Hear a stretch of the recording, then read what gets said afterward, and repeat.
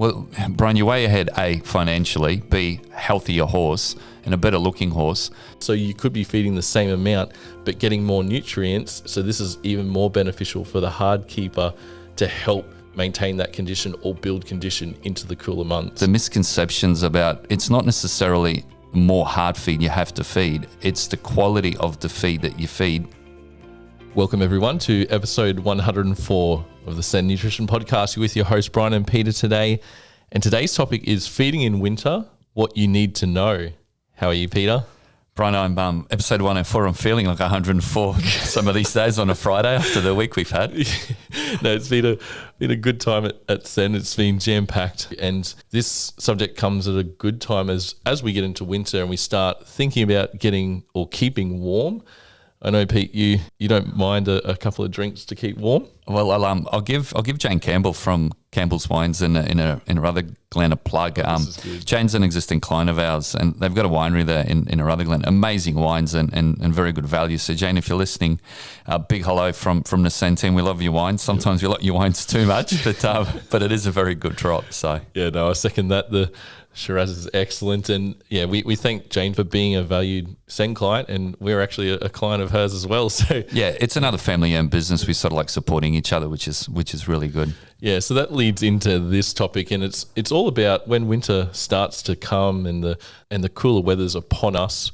We look to our horses and we want to keep them warm, but we don't want to rely on rugs. We want to do it via nutrition first and get those foundations because it has a host of health benefits.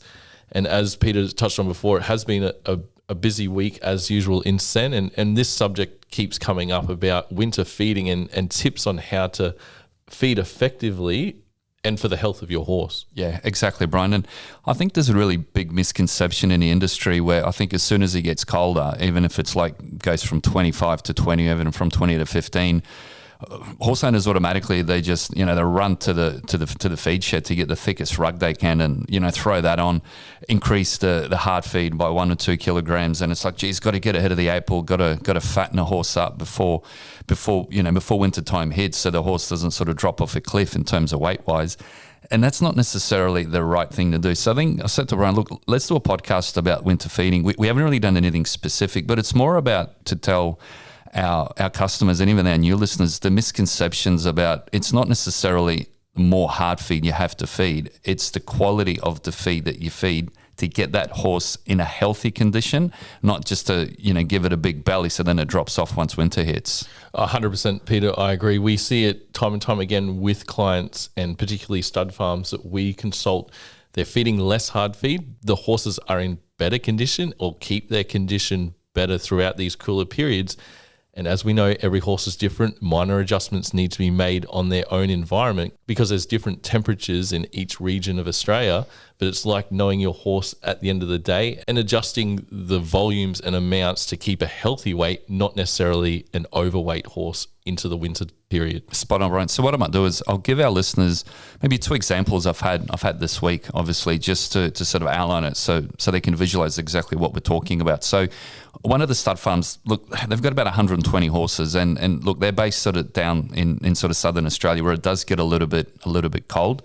The farm basically has got barren paddocks. The horses are on sand pretty much. There's no pasture, so it's really, really difficult for that particular business to keep condition on a horse through the winter, let alone sort of leading into the winter. So later reached out to us. We just said, look, what are you feeding? And it was the typical sort of diet, 6 or 7 kilograms of a particular product, that's recommended for stud farms. It was probably fibre at 10%. Yeah, 8 to 10% fibre, mainly grain-based, sort of grain byproducts. And look, she just wasn't getting the results with the horses and sort of told me the diet. I said, look, how much roughage? She said, look, they're not really eating that much roughage. And the point I'm trying to make is that if you're going to give a horse 6 or 7 kilograms of a commercial product, that's going to leave very little room in a horse's stomach to eat any hay. That's just full stop. So long story short, we adjusted obviously the hard feed on a transition period to bring it down to 0 over 7 to 10 days. And obviously we introduced our lupin pellet and our grain free at a particular balance to complement the particular hay that she was feeding. And literally within a week, the horse is starting dappling up, they triple their intake of hay, and they're only on a kilogram of grain free and a kilogram of lupin pellet plus the sen oil and a couple of the sen supplements.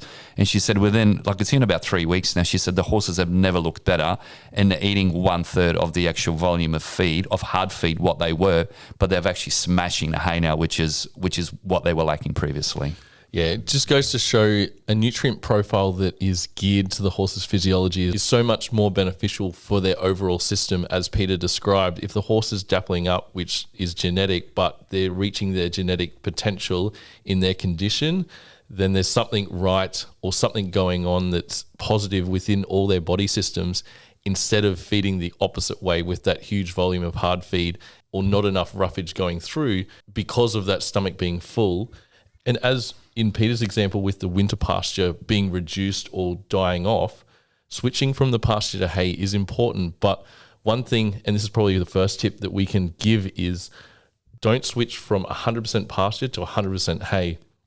Do it gradually. So if you know your pasture is going to die off or the growth is going to be lower, introduce hay at that time gradually over a period of time, because this eliminates a sudden change in the nutrient profile, because your pasture profile is different to your hay profile. And we know sudden changes in diet can be a risk factor for colic, so you're limiting that condition as well. So that's an excellent example, Peter, on a large scale with 120 horses, of the effect of feeding high fibre, low sugar, low starch into the winter months. Yeah, no, that's very well said. And look, Brian, there was 3 or 4 sort of laminitic horses there that obviously, could very barely walk, on a good day, and obviously switching them away from the grain byproduct feed and such a high volume, which obviously, was contributing to inflammation, to a very low sugar, low starch diet, but more critically with the right vitamins and minerals and more roughage. I mean, those horses picked up, within 2 weeks, literally. That's fantastic. And that's the thing, we're not working miracles here. All we're doing is we're just balancing the diet with the right amount of roughage. And I think the misconception, as I said previously, is that it's more hard feed, more hard feed, more hard feed. I mean, horses in the wild, they evolved on pasture. They're trickle feeders. They're fiber fermenters. So how can you sort of feed 6 or 7 kilograms of a grain or grain byproduct feed to a fiber fermenter and expect amazing results? 100%, Peter. And this fiber fermentation in winter actually generates more warmth than grain.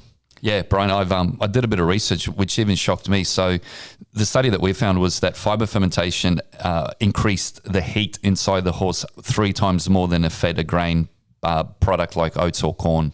Yeah, so they've got their own internal furnace, which we need to use as an advantage in winter, because relying on rugging and trying to do it artificially through rugging, it does have its place, but it's better if the horse has that fiber fermentation for its immune system, especially because 70% is in the gut, but also for that whole movement of indigestible and digestible fiber is really good at lowering the risk of colic and other metabolic problems.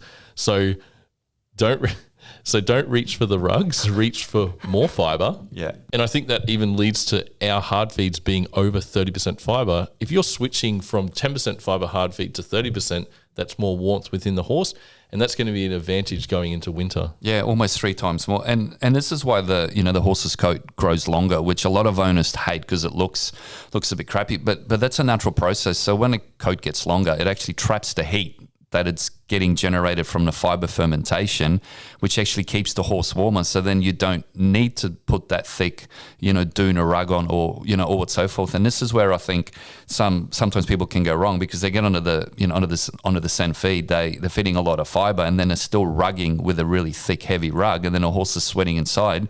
So you're robbing Peter to pay Paul, because you're doing all this good work, and now the horse is sweating all the vitamins and minerals and getting dehydrated at the same time. Yeah, no, spot on, Peter. And when you look at sweat detection from a horse owner's perspective, I actually did a bit of digging around on this. And are horse owners good at detecting sweat underneath the rug?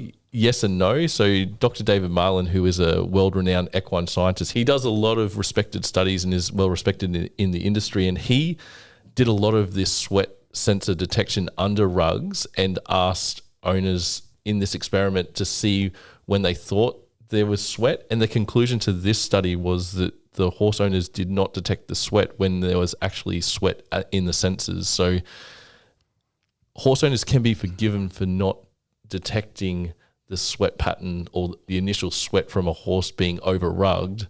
So what we're trying to say is be mindful of over rugging, and a lighter rug should be reached for first, and looking at those signs of over rugging is really important. Yeah, that's well said, Bryan. And look, my 2 cents on that is a lot of people clip their horses too, obviously, in this time period, and they compete and so forth. So if you did clip your horse and it's got no coat, maybe you should be looking at a lighter rug first, just like as Bryan said. So it's almost better to start on the cautious side with a really light rug and see how your horse is than to throw like 8 rugs on it and then it's dripping with sweat. So start light and then work your way up if you see your horse possibly might be cold. Yeah, I agree there, Pete. And furthermore, with the performance horses that are clipped, and if you do over rug, because the rugging slows down their metabolism, you may have undigested calories from over rugging, and that can lead to calories stored as fat and not being burnt off, and this would be a disadvantage with a performance horse. So we know clipping does have an advantage with drying the coat, particularly after performance, even late in the afternoon when you need to have a dry coat. But yeah, just be mindful, as Peter said, with the over rugging and getting your feeding foundations right first with high fibre. Yeah, it's almost like, the way that I look at it, it's almost like a furnace, Bryan. Like the more fuel you add to the furnace, the hotter it gets, and then eventually that smoke or that heat has to escape somewhere. And obviously with a furnace, it goes through the chimney.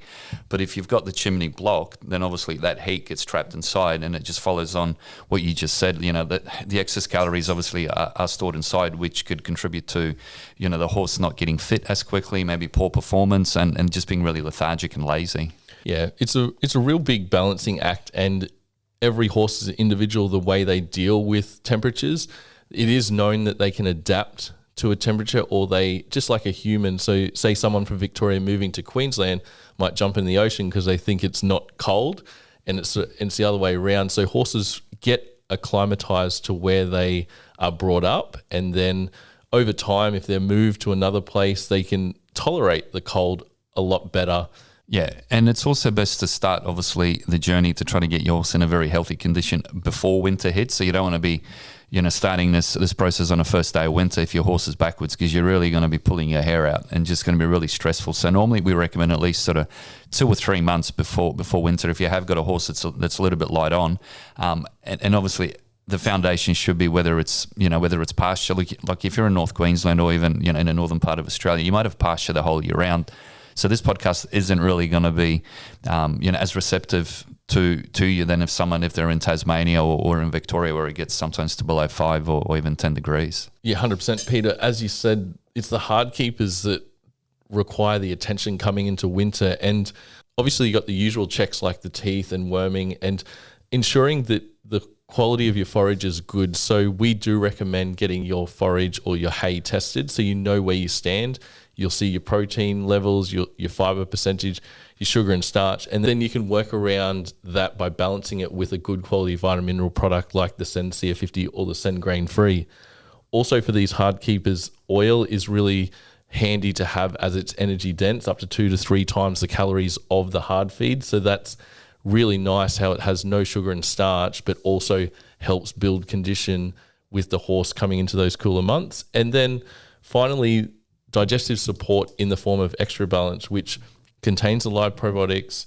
It has other gut support factors in it, which helps extract more nutrients from the diet. So you could be feeding the same amount, but getting more nutrients. So this is even more beneficial for the hard keeper to help maintain that condition or build condition into the cooler months. Yeah, that's very well said. So basically you're feeding the same amount, but a lot more is actually getting absorbed into the bloodstream. So it's, as a rule of thumb, obviously, if you're feeding 2 and you get 1.8 being absorbed, it's going to be a lot better than if you're feeding 4 and only once getting absorbed. Yeah. So that's what Bryan's referring to. And we see this time and time again. Like we've got other parts of Australia, it can get down to 0 or minus. They're feeding half the amount of hard feed that they used to feed back in the day when they were giving their 4 to 6 kgs of hard feed. They've reduced it down to 2 to 3 with the Sen.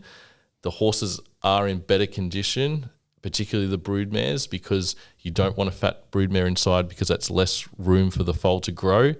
That's another rabbit hole, and that'll be covered on another podcast. But when you're looking at the overall health of a horse being in a good condition, not overweight, and built up on a foundation of fibre, low sugar and low starch is the healthiest for their systems. Yeah, I'd like to add too, Brian, that lucerne obviously we don't recommend as an ad lib forage. So there's still people out there feeding lucerne, God forbid, prime lucerne to all their horses. We've mentioned this 1,000 times. Lucerne is a legume. It's a bean. So it's like us having a big breakfast of baked beans and going out there trying to hit the day and go to the gym and be motivated at work while all that blood's going to our head and we want to go to sleep. So, if you are having sort of behavioural problems, it might be that lucerne's contributing to that with too much protein, and then it's putting extra pressure on the kidneys to excrete that protein through urine, which in hindsight might be dehydrating your horse at the same time. So it's just a chain effect. And we had a client here that popped in to see us, and she was one of the ones that was feeding lucerne ad lib, and all those symptoms, irate behaviour, obviously, urine being more clouded than sort of what it should be, and the horse was on obviously ad lib unlimited lucerne. So whether it's a 50-50 or even, if it's a grassy hay, you got to get back to what they were in nature. Lucerne doesn't grow in nature. All these sort of barley hays, they don't grow in nature. That's something that's been cultivated, and obviously horses love it. But, I love chocolate and ice cream, but I don't eat a kilogram of ice cream every night before I go to bed.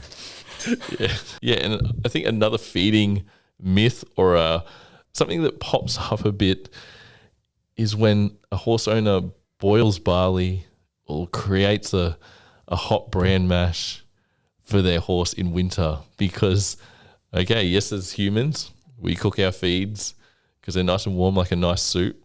But what is actually going on when you boil the barley or you're offering your horse a hot food? Do you think that makes them warm inside? And is that the train of thought? Because when you break it down, yes, you're doing the right thing. Okay, barley is 70% starch. If you boil it, it makes the starch more digestible, so then you have less hindgut issues. But starch is starch. It gets converted to glucose in the system, which creates insulin spikes. So then that's another source of calories that needs to be burnt off. When you look at it scientifically, when they digest starch and this boiled barley or the hot bran mash or something, it generates half the amount of heat or even a third of the amount of heat compared to fiber fermentation. So offering a hot food or a warm mash is not actually equating to a warmer horse inside. It's actually less warm than if you fed them a biscuit of hay or a fiber-based hard feed. That's really well explained, Brian. Is that like me? Let's just say this week I'm going to eat a salad every single day because I really want to look after my health and like cut out all the sugar. But yet I'm going to, on a Friday, have my salad. I'm going to have like 2 cans of Coke with my salad. Yeah. In a way, or if I go through a drive-through, I don't do this much, but you get a Big Mac and get a Diet Coke or a Coke Zero. What about the other drive-through, Brian? The CWS. Hey, I try and keep it to I'll plug them. Brookvale Union, Brookvale Union lemon squash vodka. Are they paying you to say this? Or I didn't realize we had sponsors on the show. So good, Peter. And I put pomegranate seeds in it. That's your healthy part of it, Brian. They're really high in antioxidants, so it's a bit of balance there, but that's only in moderation, only at the end of the week. Exactly, just to unwind. To unwind and put an end to the hectic week that we've been having. But look, anyway, let's get back on track before you go sideways. Is there any other points that you wanted to add in terms of the myths? It sort of just adds to the whole thing that we do at Sen, and it's feeding according to physiology. Our feeds have an advantage into winter because of the fibre content being over 30%. It has that high vitamin mineral profile, which is required in winter because even your hoof growth in winter, it slows down. It's important to get your vitamin mineral levels in a good high level through these months where they're required by the horse. And the immune system, especially also with the trace mineral load, zinc is used in many pathways. So ensuring that and checking your levels of your trace minerals especially is very vital to having all the body systems of the horse working efficiently and effectively through winter.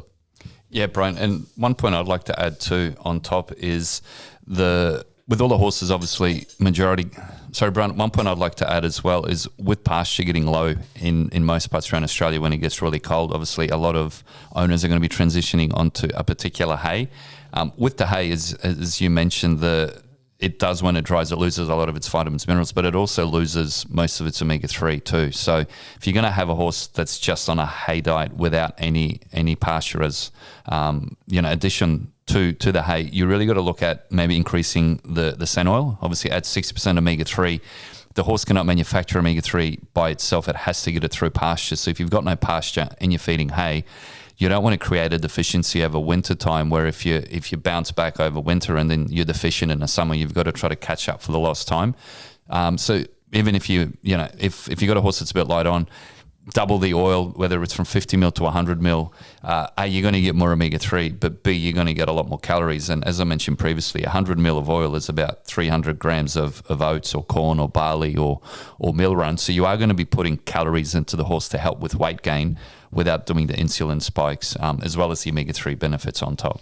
Yeah, it's heaps good because there's no sugar and starch as well, and there's no insulin response. So there's a lot of positive benefits for the horse, and it mirrors the omega profile of fresh pasture, as Peter said, and a good way to get calories in. Probably the other thing coming into winter we have to be alerted about is the reduced water intake, whether that is due to the water being too cold. Like if you've got an outside temperature of 0 degrees, does the horse want to drink? So you've got to look at ways and strategies to warm your water or have it in a more comfortable temperature for your horse to actually drink. Because if the horse ingests less water, they're at a higher risk of developing impaction colic. Also ensure that you're giving enough salt throughout winter as well, not only through summer, but winter is crucial for thirst activation and hydration. We work off around 10 grams per 100 kg, so 40 grams for a 400 kg horse. And this also helps water be absorbed by the cells, helps lower the risk of impaction colic, and keeps a horse hydrated. And if a horse is still obviously performing in eventing or some sort of strenuous competition, we do recommend to still top up the electrolytes on the days that obviously it's getting a lot harder work or a higher intensity work. Also leading into an event for 2 or 3 days, and then 2 or 3 days after the event. So the salt, as Brian mentioned, is sodium chloride. It's great there for maintenance, helping them drink and do everything else. But the electrolytes, it does have extras in it, like the zincs, there's coppers, there's a bit of magnesium and calcium. It's just to replace the sweat that's lost, where the salt just maintains obviously what's there. Yeah, so I think if our listeners can take home a few of these tips and apply it throughout winter, it's still probably not too late. If you see your pasture starting to not grow as well and you've got to get the hay in, it's probably now's the right time to start getting that one batch of hay to go through the whole season, because you've got a more consistent nutrient profile. Feed Central is an excellent resource. Probably should be sponsored by them, because they should be paying us. Yeah, plugging them so many times. I think what they provide in terms of the analysis is really good. You can, as everyone's got different environments, conditions, and needs for their horse, you can really go and deep dive. Yes, you're going to provide 5-6 kgs of this hay, then you can work out, so you're not doubling up on what amount of hard feed you need, then the calories and the omega-3 source. And we're getting the results at the end of the day.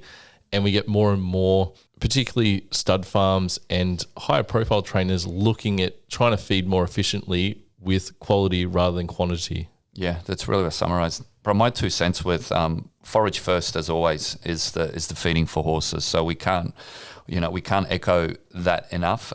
We're not in a business of selling, hundreds of tons, if not millions of tons of feed every year. We're all about quality. So we don't make any money out of hay, but that's what horses evolved on, hay and pasture. So without that foundation, you're never going to get the best results. And then, as we said, if it's a forage on your diet, hay only, you got to look at correcting the vitamin mineral deficiencies in that hay.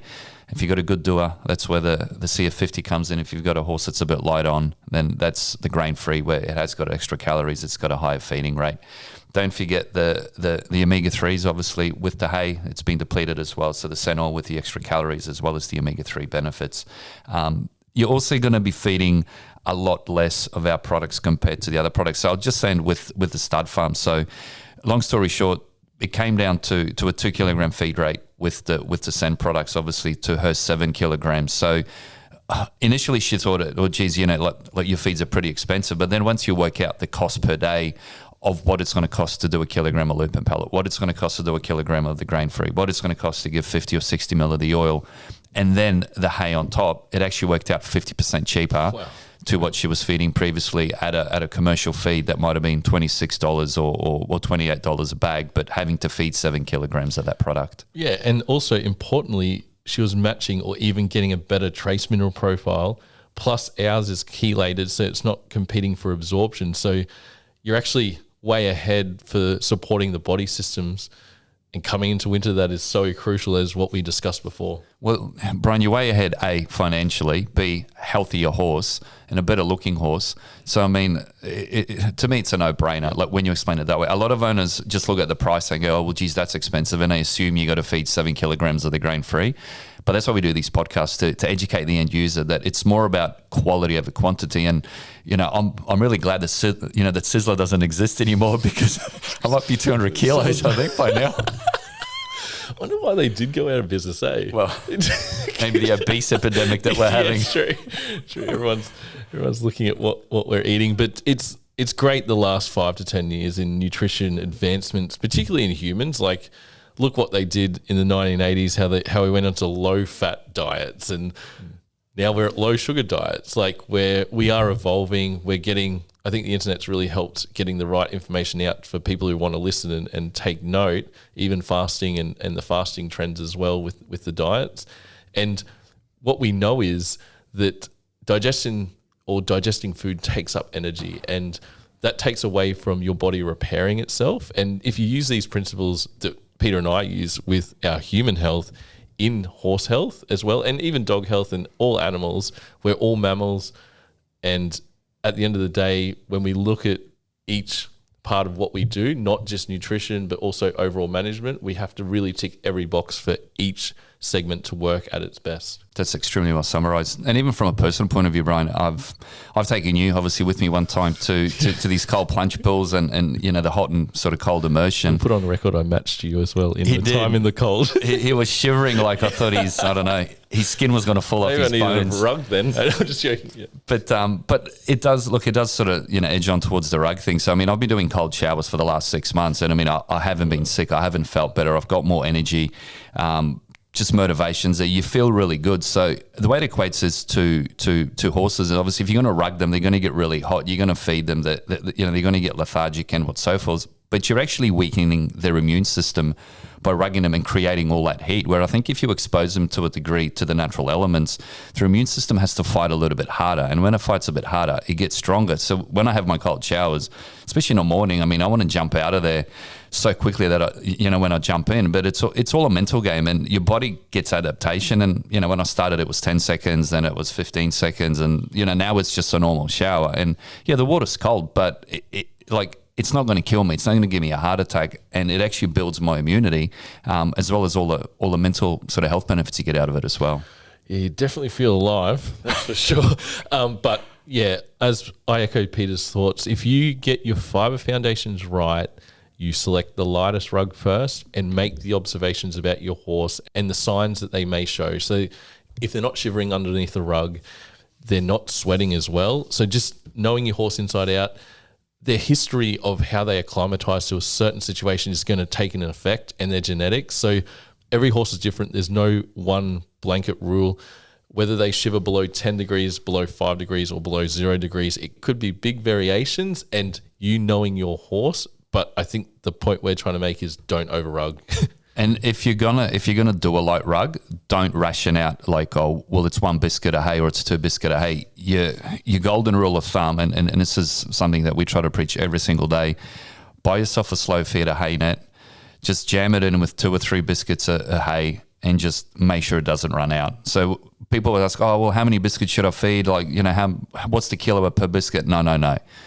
Get the hay bag, slow feeder, fill it to the brim, and then whether you replace it every 24 hours or 48 hours, your horse is going to self-regulate. So, you could almost afford to not put a rug on depending where you are in Australia. As long as the horse has constant flow of roughage, you're going to be 9 times out of 10, you're going to be okay. Look, if you're at -5, of course you're going to have to rug, but make sure that the hay is there, and don't ration the hay. Just give it as much as the horse will eat. Horse will self-regulate. It might gulp the hay down, within 5 hours if it hasn't had unlimited hay before. But then once it gets used to it, it's going to self-regulate and it's going to eat what it needs. We don't have to ration out the hay for them. They will tell us what they want to eat. 100%, Peter. And use lucerne sparingly. If you do like feeding lucerne, you must have sufficient grassy hay around it. That's in the form of pasture or a native grass. Only use lucerne around that time of when you're in that sort of acid splash range with performance. It's been proven that when you give long stem roughage before an event or leading into the travel to an event, it will ball up in the gastric environment. And that really helps with the acid splash and helps lower the risk of ulcers. But as we said in the podcast, don't feed ad-lib lucerne, otherwise you just run into a myriad of trouble because how rich it is in the protein and the calcium. Yeah, only like brood mares in foal, with a foal-at foot, possibly young horses. If you got high oxalate pastures, I think there's a space. There's a time and a place for lucerne. For performance horses, anyone competing, there's no need for it. It's easy to hit the recommended protein level per day through a balanced diet. It's that easy. I think it's about 2 kilograms of protein per day for a horse in forework. And we've done a podcast on this previously. So if our listeners look back, we have done how much protein you actually need, or are you feeding too much?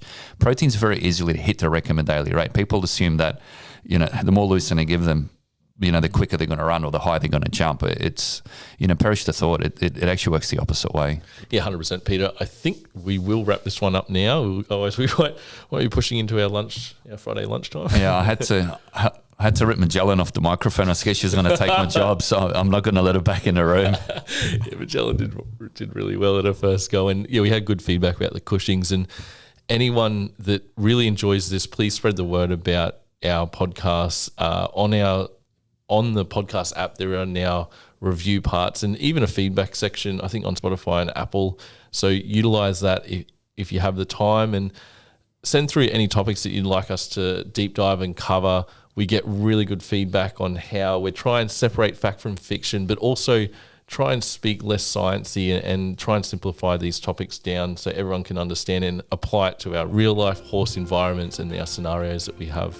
That's well said, Bryan. I think we'll leave it at that. Yep. Thanks, guys. Thanks, guys. Have a good weekend. We'll see you guys again next week for our podcast.